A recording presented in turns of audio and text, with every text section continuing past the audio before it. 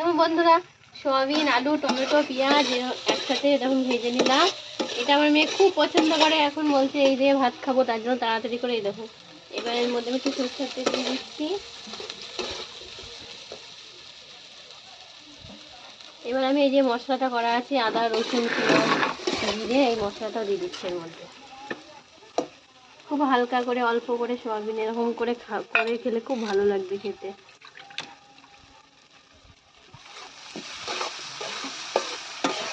মশলাটা দিয়ে আমি আলু সয়াবিনটা কষে নিচ্ছি।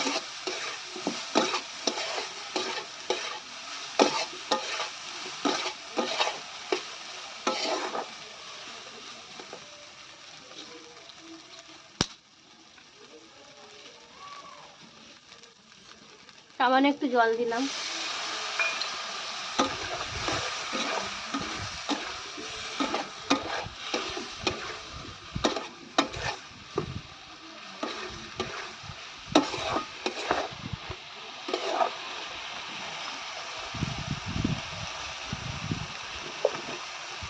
এবার একটু লবণ দিয়ে দিচ্ছি।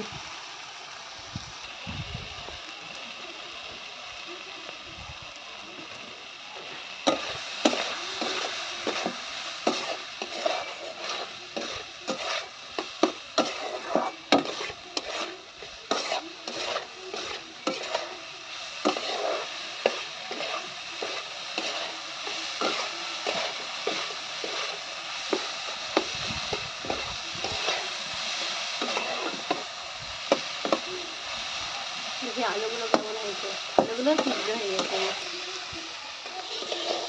এরকম বন্ধুরা সয়াবিনটা আমার ভালো করে কষানো হয়ে গেছে। এরকম এবার আমি জল দিয়ে দিচ্ছি।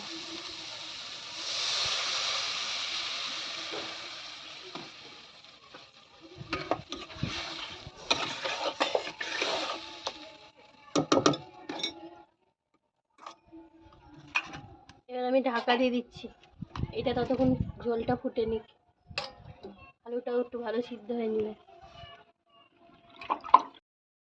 সোয়াবিনের তরকারিটা টেস্টি হেভি হয়ে গেছে, টেস্টি হবে, দারুণ হবে, দেখেই মনে হচ্ছে। দেখুন কালারটা সেই এসছে। এবার ধনে পাতাটা দিয়ে দিচ্ছি, ধনে পাতা কুচিটা। এবার একটু গরম মশলা দিয়ে দিচ্ছি।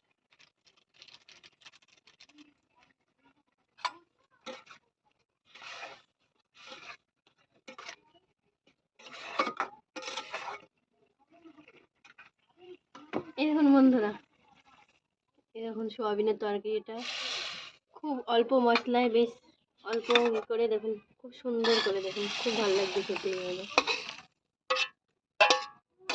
আমার মেয়ের তো সেই পছন্দ, খুব বলবে মা এরকম সোয়াবিনের তরকারি খুব ভালো লাগে খেতে।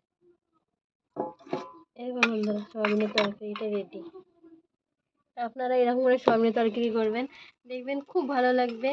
আমার ভিডিওটা যদি আপনাদের ভালো লেগে থাকে একটি লাইক কমেন্ট করে আমার চ্যানেলটিকে সাবস্ক্রাইব করে আমার ভিডিওটা শেয়ার করে দেবেন বন্ধুরা।